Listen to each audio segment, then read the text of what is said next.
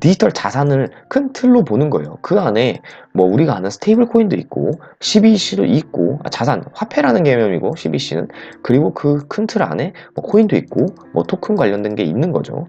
그러니까 이걸 바로 디지털 자산이라 한다.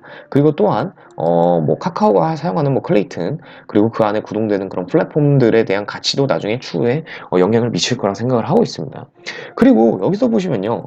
신기한 게 디지털 자산의 고려 현황, 엔터프라이즈, 기업 제어 기반과 일반 자산 기반과 분산화 화폐, 암호자산, 비트코인, 이더리움 등 그럼 이 중에 뭐 XRP나 이오사 이런 자산들이 있고요. 지분 토큰, 메인넷에 존재하지 않는 토큰, 뭐 ERC 토큰이나 이런 것들이 될 수도 있고요. 그리고 특정 자산 기반, 자산의 형태가 이렇게 다양하다는 거예요.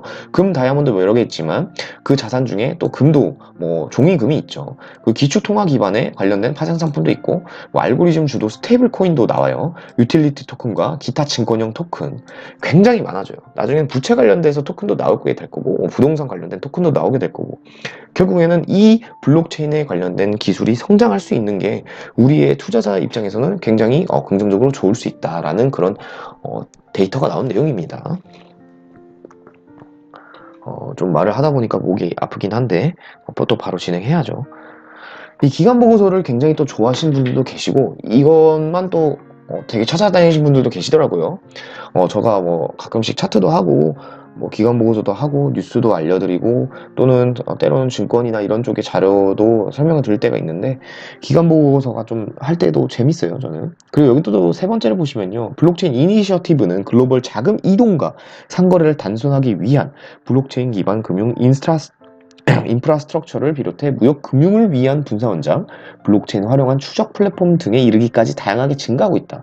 제가 예전에도 얼마 전에 보여드린 건데 무역 쪽에 굉장히 지금 활성화가 되려고 하고 있다. 그런 내용도 있고 유통 쪽에서도 식품 원산지 추적, 네슬레라는 그 세계 기업이 얼마 전에 블록체인 기술도 또 연구를 하고 있었고요. 이게 또 유통 경로가 추적되기 때문에 굉장히 편리하고 그리고 지금 보시면요. 유통 과정에서 보면 쿠팡이 지금 대세가 되고 있죠. 쿠팡이 같은 경우에는요, 여러분, 또 여러분들께 유통까지 이제 알려드린 건데, 쿠팡은 새벽 배송을 또 해요. 만약에 몇 시까지 주문하면 다음날 아침까지. 그러면서 신선도가 높은 제품들을 또 제공하기도 하고, 국내 이런 신선품 관련된 기업 중에 몇몇 개 기업이 블록체인을 통해서 유통 경로를 추적하기도 하거든요. 그럼 나중에 만약에 유통과 택배 서비스와 블록체인이 적용되면 고객이 그 유통 경로를 통해서 더욱더 확실하게 추적할 수 있고 물론 우리나라는 택배 인식이 굉장히 긍정적이지만 여러 가지 할 수 있는 기술들이 되게 많다는 거죠. 예를 들면 그리고 쿠팡 같은 경우에는 새벽 배송하는 건 대부분 이제 자체적으로 이렇게 매입을 해가지고 그 안에 물량을 정리하는 편으로 하거든요. 당연히 기업이 손해를 보지 않는 조건을 해서 뭐 기업 개인 뭐 사업자나 이런 사람들과 같이 뭐 이렇게 조건을 걸기도 하죠. 뭐 거기까지 뭐 너무 깊게 가면 딱히 상관이 없으니까. 그리고 한때는 실험 기술로 분류됐던 블록체인은 이제 조직 전반에 영향을 미치는 진정한 변화 요인으로 탈바꿈했다라는 내용이에요. 그러니까 이제 블록체인은 과거에 뭐 쓰레기다 이렇게는 너무 이제 시대를 넘어섰다라는 거죠. 그리고 지금도 보면 특근법이나 이런 게 다 100% 찬성이 됐어요. 국내만 해도. 이제는 세금을 걷어야 된다. 그리고 자산으로 인정해야 된다는 인식이 좀 더 한층 더 높아졌다는 거죠. 그리고 블록체인이 산업과 분야 그리고 애플리케이션을 불문하고 모든 조직에서 전략전 사고 내에 확고한 자리를 차지한 것으로 확인되었다. 그리고 아태 지역, 아시아 태평양 지역에서는 블록체인이 전략적 가치에 대한 인식이 광범위하게 퍼져 있는 가운데 중국은 국경을 넘은 영향에 대한 우려를 포함하고 있다. 그리고 독일은 암호자산에 대한 규제가 엄격한 것으로 나타났고 UAE는 디지털 자산에 대한 두각을 보이고 있다. 이거 예전에 작년에 내용 말씀드린 거고 이스라엘은 블록체인 혁신 리더십을 리드하고 있다. 기업들은 블록체인 컨소시엄 참여하던 규제의 문제나 블록체인 구현의 복잡성과 등과 같은 문제를 해결하는 데 도움을 얻을 수 있다는 인식을 하고 있다. 계속 연구를 하고 있다는 거예요. 우리도 모르게. 그리고 여기서 보면 글로벌 디지털 아이덴티티의 긍정적 영향 기대를 본다면 글로벌 금융거래 뭐 여러 가지를 통해서 앞으로 긍정적인 추이가 될 수 있고 블록체인 컨소시엄 참여 여러 가지 과제가 있었다. 그리고 포스트 코로나 이후에 비대면 업무 환경이 점차 좀 증가를 할 것 같다는 그런 내용도 나오고요. 이게 또 어떠한 영향을 미칠지는 아직까지는 내용이 여기서는 많이 안 나와 있어요. 굉장히 이게 별거 아닐 수 있는데 중요한 자료예요, 여러분. 뭐 뉴스 기사 아무거나 쳐가지고 나온 거보다는 아무래도 데이터가 나온 거기 때문에 여러분들께 좀 더 가시화돼서 설명드릴 수 있는 그런 현실적인 자료죠. 네. 그냥 뭐 근거 없이 얘기하기보다 뇌피셜을 얘기보다는 저도 제 생각을 같이 물론 절충해서 말씀을 드리기도 하지만 여기 기반의 자료도 있기 때문에 중요하다. 그리고 코로나19가 끌어들이는 로보틱스의 가치라고 하네. 로보틱스의 내용도 요즘 좀 말씀을 드렸는데 로보틱스라고 말씀드리면 로봇과 테크놀로지의 합성어예요. 그래서 여기서 보면 로봇 산업은 기업과 정부 모두 위기를 극복할 수 있도록 지원함으로써 산업 배치를 가속화할 수 있는 기회를 맡고 있다. 그래서 로봇 산업을 조망한다. 그 중에 자율주행 섹터도 좀 관심을 가져야 될 것 같은데 전통 제조업이 침체가 되고 개별 창업, 스타키스 로보틱스, 안키 등등으로 효과적인 상용화에 어려움을 겪기도 했지만 앞으로 이런 로봇의 추이, 코로나 이후의 추이와 상용되는 청소 로봇을 추이를 본다면 이전에 불과 몇 년 전에 비해서 지금 출하량을 본다면 점차 증가를 하고 있다라는 겁니다. 그러면 로봇 관련돼서도 관심이 뜨거워지고 있고 점차 상용화가 된 건 맞죠, 여러분? 네. 그리고 포스트 코로나 이후에 이제 장기적으로 자동화를 가속시킬 것이다. 그 여러 가지 그런 내용들도 있었고요. 두 번째는 이 코로나로 인해 전자상거래 서비스가 상당히 증가했다는 건데 결국에는 이런 내용들로 인해서 최근에 주식을 굉장히 관심을 많이 가지거나 코인 시장에 관심을 가진 그런 투자자분들도 많이 증가했었죠. 물론 시총 규모에서 본다면 그렇게 될 수 있지만 이런 자료를 도입하면서 나중에 규제가 빵 하고 나면 시간이 흐르고 나서는 이 코인 시장에도 투자를 할 수 있는 그런 수요가 늘 거라고 보고 있고요. 이게 시작이라고 하긴 좀 어려워요. 그리고 비트코인 탄생 이래로 뭐 몇십 년이 지났기 때문에 십몇 년이 지났잖아요. 그래서 아직 아예 시작이다 보기보다는 이제 걸음마를 이제 하고 있다라고 좀 보고 있어요. 저는 개인적으로 인간의 성장을 본다면 기는 거보다는 걸어가고 있다가 맞지 않을까. 뛰고 있는 건 아니고요. 이제 걸음마를 뗐다. 걸음마를 했다. 그래서 처리량을 늘리기 위해서 자동화에 눈을 돌려야 했다. 그러니까 상당히 이제 전자 관련돼서 서비스가 증가하게 되니까 결국에는 이 기업들은 지금 많은 것들이 막혀 있어요. 무역 쪽이나 이런 것들이. 그래서 이런 것들을 데이터를 통해서 처리량을 늘리기 위해서 기업들은 자동화에 눈을 돌려야 했고 지금 기존에 자동화를 하고 있는 공장 같은 경우에는 좀 이전부터 준비를 했기 때문에 손실률이 좀 적긴 하죠. 무역, 해외 수출 규모에서는 좀 마이너스 타격이 큰 건 맞아요, 사실. 네, 해외 비자 막히는 것도 있고 여러 가지 그런 꼬임이 있거든요. 그래서 공동 플랫폼을 구축하게 된다. 대표적인 게 일단 뱅킹 쪽으로 보면 오픈 뱅킹이라고 볼 수 있고요. 그 다음에 파일럿 테스트 상용화나 이런 게 있고 그 다음에 현재 전자상거래 업체들은 운영 상품 수를 필수 품목으로 제한했다. 그러니까 이것도 내용을 좀 잠깐 말씀드리면 포스트 코로나 이후에 사치적인 사치품의 증가율보다는 기본적인 필수품에 대한 것이 좀 많이 대두가 되고 있다라는 것입니다. 예를 들면 생활용 용품으로 따지면 마스크나 이런 예를 들 수 있죠. 그리고 드론도 제가 관심을 좀 많이 가져야 된다라고 이전부터 말씀드렸어요. 왜냐면 아마존이 지금 풀필먼트 시스템을 작용하고 있는데 얼마 전에 이 거대한 항공기에서 드론을 통해서 배송을 하는 테스트도 했었거든요. 그래서 추후에 지금 로봇을 통해서 집에 배송을 하거나 드론을 통해서 배송하는 서비스도 지금 연구를 많이 하고 있어요. 그래서 이 드론 관련된 나중에 그런 섹터도 관심을 가져야 될 것 같고 나중에 또 드론 관련해서 코인이 많이 나올 거라고 보고 있거든요. 그래서 말씀드리고 싶은 거는 드론의 추이로 봤을 때도 증가율이 점차 높아지고 있다. 그러니까 결국에는 4차 산업 관련돼서 지금 섹터가 많이 뜨겁다라는 것을 내포하고 있는 내용인 중에 하나였습니다.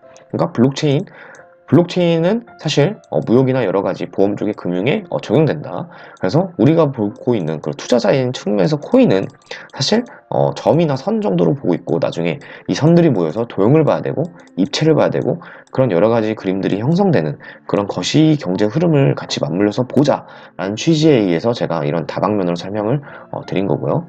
그리고 코로나 이후에 디지털 트랜스포메이션이라고 내용이 나오는데요. 일단 S&P 글로벌에 대한 조사가 있었어요. 그래서 기업들은 전통적인 업무 영역으로 복귀하는 데 관심을 돌리고 있다. 그러니까 아무래도 타격이 좀 큰 영향도 있었겠죠.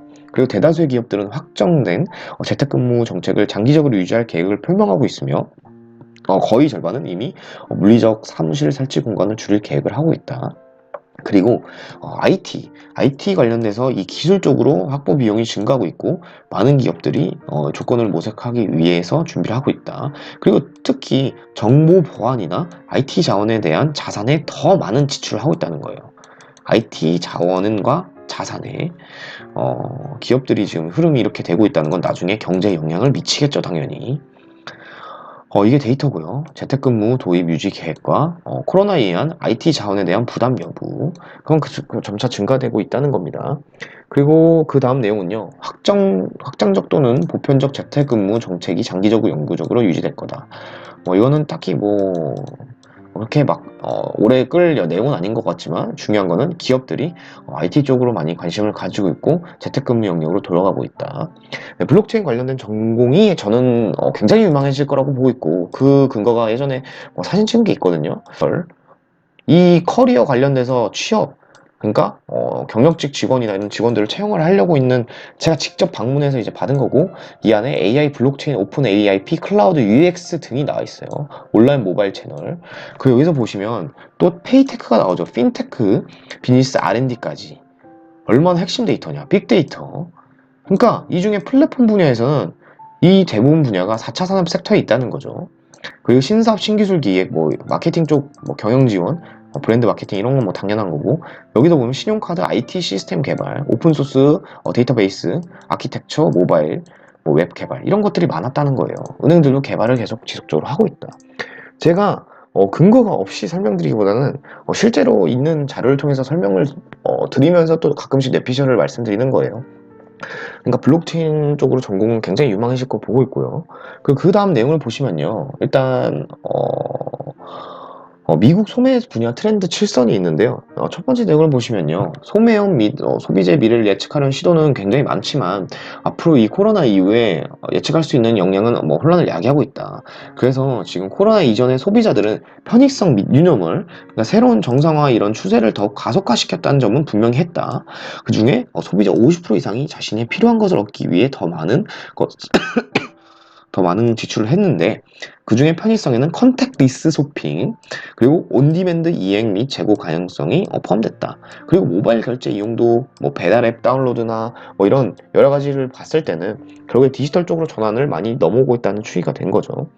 여기서 보시면요, 주요 사업 영업이익 변화 전망에서 보면 기존에 백화점이나 이런 여러 가지 영역이 있었지만 대량 판매상 창고에 대해서 이게 증가를 한 거는 사실 언택트 경제가 지속되면서 창고에 물품, 아마존이나 어떤 쿠팡 물류센터나 어떤 A 센터, A, B 센터가 있을 거예요.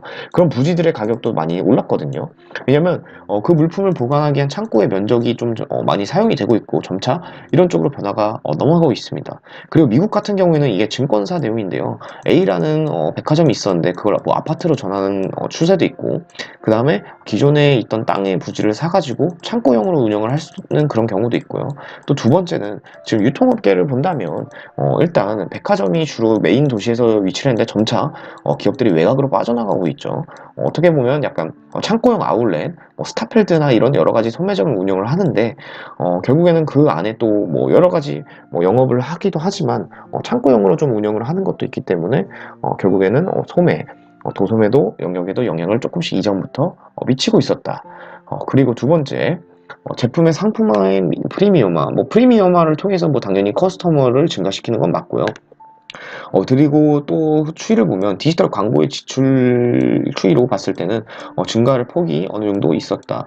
그리고 또 내용을 또 보면 4월 중순까지 온라인 주문은 전년 대비 130%나 증가했고 식료품점과 같이 디지털 상거래 보급률 역사적으로 낮았던 카테고리에서 의미 있는 성과가 있었다라는 겁니다. 전반적으로 어느 정도 증가를 했다는 거죠.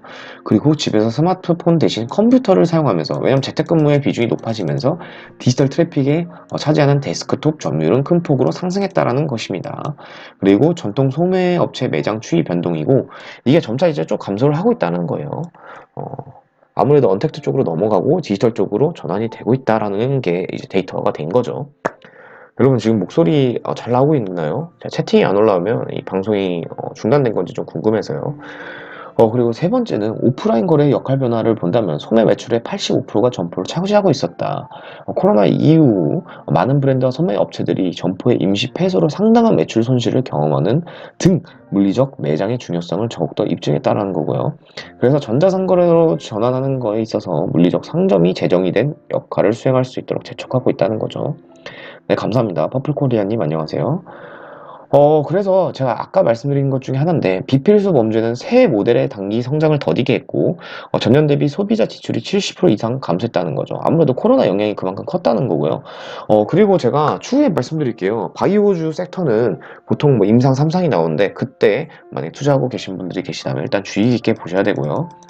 리스크를 좀 대응하는 관점을 가지셔야 되고, 바이오 같은 경우에도 여러 가지 내용이 있지만 요즘에 힌트를 드리면 알리바바 쪽에 웰스케어도 하고 있거든요. 그러니까 대부분 대기업들이 지금 건강 쪽으로 좀 투자를 하고 있어요. 조금씩 조금씩 몰래 몰래 하고 있는데, 아무래도 선진국이나 어느 정도 성장한 국가들 같은 경우에는 건강 쪽으로 굉장히 소비자들의 그런 심리가 많이 작용을 하고 있기 때문에 이런 쪽도 관심을 가지는 게 낫지 않을까 생각이 듭니다. 네, 감사합니다. 퍼플코리아님. 그리고 여기서 보시면 미국 지수 가능한 상품 판매 전망을 본다면 앞으로 저 증가에 대한 추이가 증가하게 될 거고, 가처분 소득에 대한 음식비 지출을 비교했을 때는 평균 연간 음식비가 이렇게 점차 매우 높다. 식품 쪽으로도 좀 관심을 가져야겠죠. 그리고 네 번째는 이게 미국 거를 왜 중요하게 보면 미국의 선진국에 대한 트렌드의 영향이 우리나라에 결코 반영이 안 될 수는 없다는 내용이죠.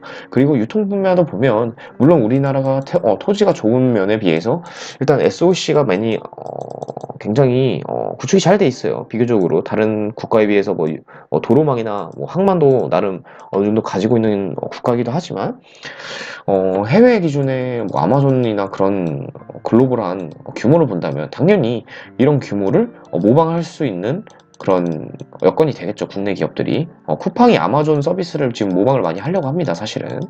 쿠팡 비롯해서 이따가 유통 내용도 좀 해드릴 예정이고요. 그 다음에 내용은요. 일단 그래서 그만큼 미국 트렌드도 중요하다는 내용을 말씀드린 거고요.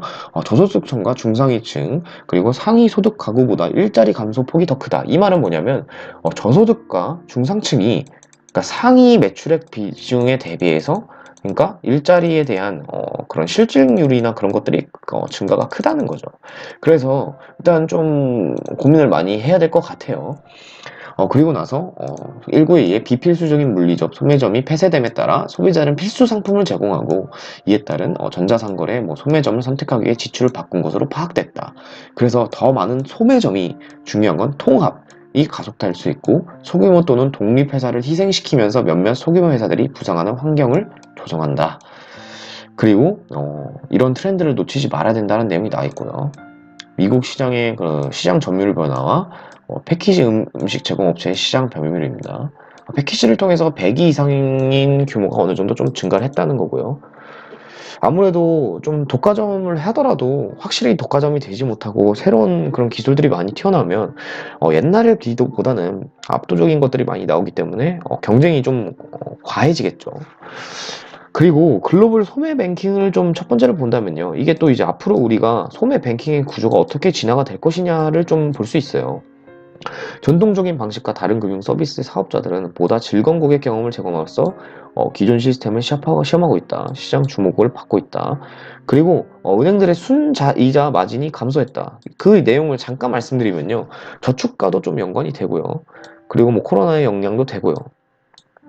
오픈엑스라는 내용이 나오면서 또 통합 데이터와 리소스, 원활한 교환을 통해서 제품 혁신을 신속하고 합리적인 비용을 촉진해 위기를 정면으로 돌파할 수 있을 것이다. 은행들이 이제 많이 모색을 하고 있는 거죠. 요즘 보면 DID나 오픈뱅킹이나 이런 것을 통해서 그 플랫폼 기반의 비즈니스 모델을 통해 양면 네트워크 효과를 창출한다. 그래서 여기서 보면 기존 은행은요. 평균 고객의 확보 비용이나 여러 가지 이런 것들이 있었는데 지금 뉴에이지 은행 그러니까 디지털 및 플랫폼 기반 예를 들어서 카카오인 거죠. 카카오 뱅킹을 본다면 지금 평균 고객 확보 비용 그러니까 비용적인 측면에서는 많이 들지 않아요. 결국엔 비용이 적다. 고객 유치 비용이. 그리고 효율성이나 비율을 봤을 때는 좀 앞으로는 더 증가하겠죠. 그리고 유통 및 채널 비용도 많이 들지 않아요. 그러니까 이게 무슨 말이냐면 앞으로 이쪽으로 더 증가할 수 있게 되는 게 지는 거고, 그렇다면 지금 뭐 개인 사업자나 앞으로 취업이나 또 이직을 고민하신 분들께는 이런 디지털 전환 쪽에 그런 트렌드가 넘어가면서 이런 쪽에 관련된 그런 일자리도 좀 관심을 가지는 게 낫지 않을까. 그리고 지금 사업을 연구하시는 분들이 계실 수 있어요. 사업을.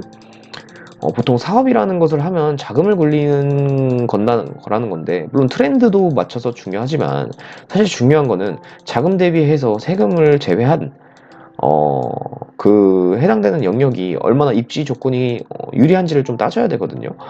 그러면 어느 정도 사실 그냥 뭐 나는 퇴직하고 프랜차이즈를 운영할 거야. 이런 생각을 하기보다는 앞으로 진행이 되는 흐름에 맞춰서 입지적인 조건도 고려하고 지금 그 사업에 관련된 그 분야들이 얼마나 지금 경쟁 과도가 있는지를 좀 모색을 해야 될 것 같아요. 그리고 대기업들이 대부분 지금 소규모인 진화를 하려는 그런 시장에 침투를 하고 있기 때문에 오히려 사업을 차렸는데 내가 발견하지 못한 영역을 대기업이 이행을 하고 있다면 뭐 아웃소싱이 되지 않는 형태가 된다면 좀 사업에 타격이 많이 올 수 있어요. 그래서 좀 고민을 많이 해봐야 된다고 좀 말씀을 드리고 싶고요.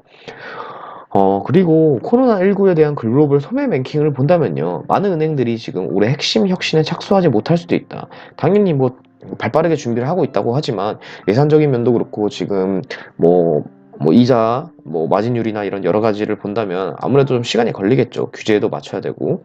하지만 점진적으로 저비용 점진적인 개선이 바람직하고 그리고 여기도 보면 협업하지 못한 주된 이유, 데이터 관련 사이버 보안이 계속 나오죠. 규제 준수. 결국에는 여기서 가장 큰 거는요, 세 가지를 볼 수 있어요. 그러니까 데이터 보안적인 문제도 있고, 결국엔 규제도 있고, IT 호환성 문제가 아직까지 이행이 안 된다는 거예요. 기존 금융에 대한 페이먼트 시스템이 아직까지 뭐 테스트 중이라고 볼 수 있는 거고, 그 다음에는 경영진 자원 부족, 장기 비전 부족. 근데 장기 비전은 좀 약간 어떻게 사업을 인스트럭처를 구성을 하냐에 따라 좀 다를 것 같고 이건 빼고요. 경영진의 자원, 뭐 지원 이런 거겠죠. 그리고 위험 가능성의 코어 뱅킹 전환 관련 영향을 본다면 여기서 높은 비중을 보면 뭐 프로젝트, 뭐 IT 시스템 결국에는 기술적인 내용들이 좀 많이 나와요. 그다음에 코로나 변화 속에 글로벌 소매 뱅킹 세 번째인데 일단 뭐 예측 불가능성은 점차 커지고 있다. 그리고 디지털 방식으로 은행과 이제 상호작용을 하고 있다. 결국 API 지원 플랫폼 기반에 관련돼서 직원들이 이제 원격 근무를 하면서 디지털 서비스를 제공하고 있다. 그리고 오픈엑스를 통해서 1분기에 코로나 대유행에 시작된 이래 은행들은 장기간 준비에 필요한 혼란에 직면해 있다. 시간이 좀 걸린다는 거고. 그리고 여기서 보면 22% 은행만이 개설 과정에서 저장 및 재개 기능을 제공하고 있다. 그리고 뭐 은행들은 옴니 채널 뱅킹을 통해서 다중 채널을 제공하고 있다. 그리고 뭐 운영 탄력성, 불확실한 뭐 경제성 어쩌고저쩌고 이건 딱히 뭐 중요한 건 아니니까요. 그리고 여기서 또 내용을 또 보면요. 홍콩에서 알리바바, 티몰 플랫폼을 활용해서 50만 달러의 무역금융 대출 승인을 7일 내 제공했다. 그래서 빅데이터를 활용해 인가하는 방식을 기업들을 지원하고 있다는데요. 사실 이미 우리가 모르는 사이에 또 홍콩에서 이런 것들을 지원을 하고 있다는 거죠. 그리고 또 내용을 보면요. 빈곤층의 요구를 해결하기 위한 서비스를 시작한 핀테크 기업들은 이런 것들을 뭐 준비를 하고 있고 미국 같은 경우에서 스타트업 툴리는 대출자 서비스 제공업체를 통해서 구제금 지급 그러니까 코로나로 인해서 요즘에 뭐 제로페이나 이런 걸 지급한다 하죠. 이런 시스템들이 좀 많이 나올 가능성도 높아지고요. 저는 코로나가 사실 어떻게 보면 좀 수상해요. 네. 뭐 음모론적으로는 얘기 나올 수도 있지만 이 코로나 이후에 뭔가 그런 전환, 그러니까 트렌드의 전환이 갑자기 급속도로 가속화가 됐고 자동화나 이런 핀테크 쪽으로 많이 발전을 하고 있거든요. 어떻게 보면 의도적인 게 맞는 거지 않을까라고 좀 조심스럽게 생각을 하고 있고요. 그리고 인도와 다국적 ICIC 뱅크에서는 위기 시에도 영업을 유지하고 고객을 응대할 준비가 잘 되고 있다. 그러니까 디지털 뱅킹 쪽으로 준비를 어느 정도 하고 있는데 예전에 얼마 전에 아시아 쪽으로 금융이 앞으로 많이 부상을 할 거다 말씀드렸어요. 왜냐면 기존의 선진국은 물론 이 기존의 인프라에서 더 진화율이 높지만 성장추이를 본다면 예를 들어서 이런 거죠. 코인의 가격이 선진국이 A예요. 선진국 그리고 후진국이 뭐 C 그리고 개발도상국이 예를 들어서 뭐 B예요. 개도국. 그러면 선진국은 기존의 인프라가 너무 많기 때문에 성장률이 한 10%면 개도국은 거의 한 30%, 후진국은 투자금이 좀 많이 들어와주면 거의 몇백 프로 상승하죠. 그 중에 이제 아시아 쪽에 지금 낙후된 지역이나 아시아에 자금이 좀 많이 넘어오고 지금 홍콩의 자금들이 또 싱가포르로 많이 넘어오면서 또 싱가포르가 지금 아시아의 또 금융 허브가 되고 있습니다. 많은 코인 관련돼서도 지금 뭐 사업을 하는 기업들이 이쪽으로 많이 포럼을 열기도 하고요. 그래서 코로나 이전에는 보시면요, 고객 50%가 거래은행이 다른 플랫폼과 잘 연결되어 있다고 응답했다. 근데 이후에는 고객의 30%가 주 거래은행, 그리고 이 주 거래은행과 만족스럽지 못하는 경험 때문에 빅테크, 핀테크로 전환할 의사가 있다. 점차 이게 비중이 증가하고 있다는 거예요. 그리고 57%의 소비자가 인터넷 뱅킹을 선호하고 점차 이게 비중이 늘고 있다. 그리고 모바일 뱅킹 앱이 47%였는데 이제는 55%, 15%가 챗봇을 통해 은행과 소통했는데 이제는 21%가 은행과 상호작용할 때 챗봇과 자동 음성 도움. 자, 여러분 힌트를 드릴게요. 음성 비서 많이 나오죠. 지금 막 전화하면 음성 인식을 하거나 버튼식 ARS가 나와요. 자, 나는 음성 인식 ARS와 버튼식 ARS 두 가지 다 들어본 적이 있다. 사용해 본 적 있다 하신 분들. 네. 난 해봤다 O, 안 해봤다 X. 이게 별거 아닐 수도 있는데 여러분, 그러면 잘 생각해 보시면요, 코인만 보면 코인만 보이는데 음성 비서에 관련되는 또 종목들을 좀 관심 있게 볼 수도 있다는 거죠. 그쵸? 그러니까 투자자는 결국 돈을 벌기 위함이에요. 내가 투자한 코인의 가격이 오르기 위함이잖아요. 그러면 또 다른 종목들도 가격이 오를 수 있는 게 무엇일까 고민해보고, 앞으로의 우리가 미래가 바뀌면서 나는 어떤 방식을 통해서 자산을 축적할 수 있을까? 있잖아요. 기관이나 뭐 은행 쪽에 상담 전화하거나 그러면요, 보이는 ARS가 있어요. 핸드폰에 버튼을 눌러서 이렇게. 그리고 음성인식 말로 하는 ARS 있어요. 버튼을 누르지 않아도 뭐 1번 상담원 연결하면 뭐 1번으로 연결이 돼서 상담원이랑 연결돼요. 옛날엔 번호로 눌렀잖아요. 키패드로. 지금 세 가지 방식이 나왔죠. 스마트폰으로 해서 버튼 1번, 두 번째 말로 하면 어떤 문의를 하시겠습니까? 하면 예를 들어 상담원 연결하면 진짜 상담원 연결됩니다. 그리고 세 번째 키패드.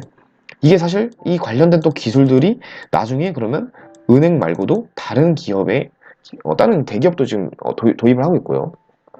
우리의 삶에 적용이 되겠죠, 여러분. 당연히